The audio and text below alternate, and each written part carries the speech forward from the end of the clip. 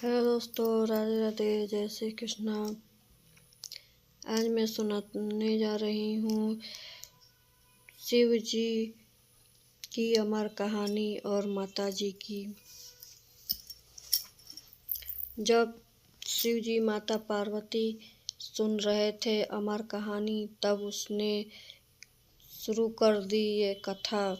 जब शंकर भगवान इस अमृत ज्ञान को पार्वती को सुनाया, तो वहाँ से एक हरा कठफोड़ा या हरी कंठ वाला तोता का बच्चा भी यह ज्ञान सुन रहा था। पार्वती तथा कथा सुनने के बीच में हुंकारी भरती थी। तब पार्वती जी को कथा सुनते सुनते नींद आ गई और वह उस जगह पर बैठकर एक शुक्रदेव ने हुंकारी भरना प्रारंभ कर दिया। जब भगवान शिव को यह बात ज्ञात हुआ, तब वह शुक्र को मारने के लिए दौड़े और उसके पीछे अपना त्रिशूल छोड़ दिए।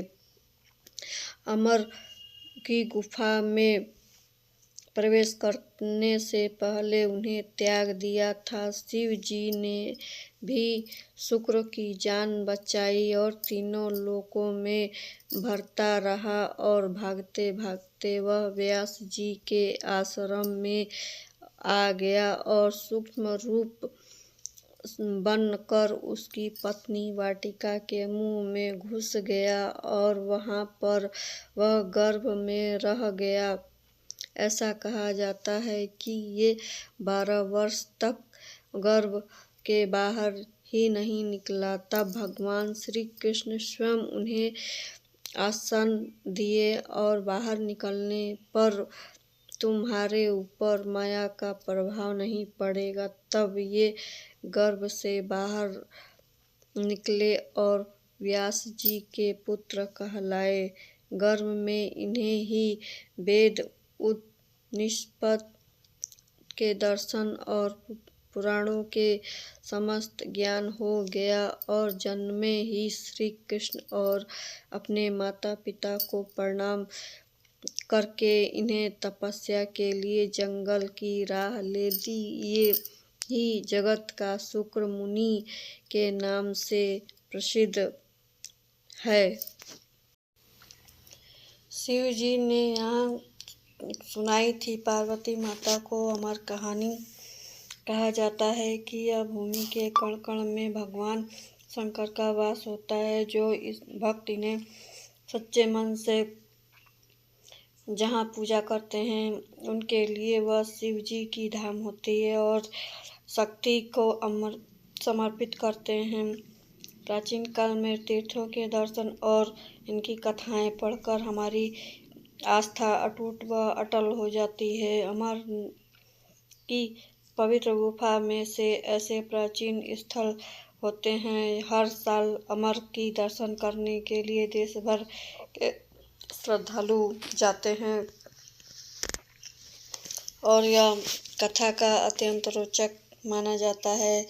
फिर वे पार्वती को दृष्टि से रहस्य सुनाने के लिए अमर कथा सुनाने लगे और वह कहे कि देवी पार्वती की कथा सुनी जा रही थी। इसके दौरान सुनते और प्रकृति करते हुए हुंकारी दिए जाते हैं। साहस निद्रा में एहसास हुआ कि वह सो गईं।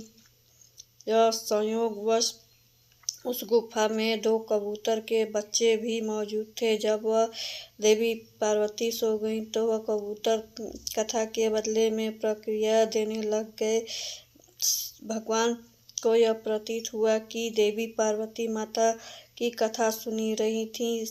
यह कथा संपूर्ण होने के बाद शिव के ज्ञात होने पर देवी पार्वती तो सो रही थी और वह सोचने लग गए थे कि वह हुंकारी कौन सुन रहा था। साहस शिव जी को 2 कबूतरों को दोनों बच्चों के लिए वह शिव जी के संहार करना चाहिए, लेकिन मां पार्वती ने उन्हें रोक लिया। कुछ कथाएं के अनुसार कबूतर के बच्चों ने शिव जी को प्रार्थना किया था कि वे जीवन दान देंगे। चूंकि कथा के बाद वह अमर हो चुके थे, इसलिए अब वह अमर कबूतर पर बहुत ही प्रसन्न हुए, उनका जान बख्श दिए।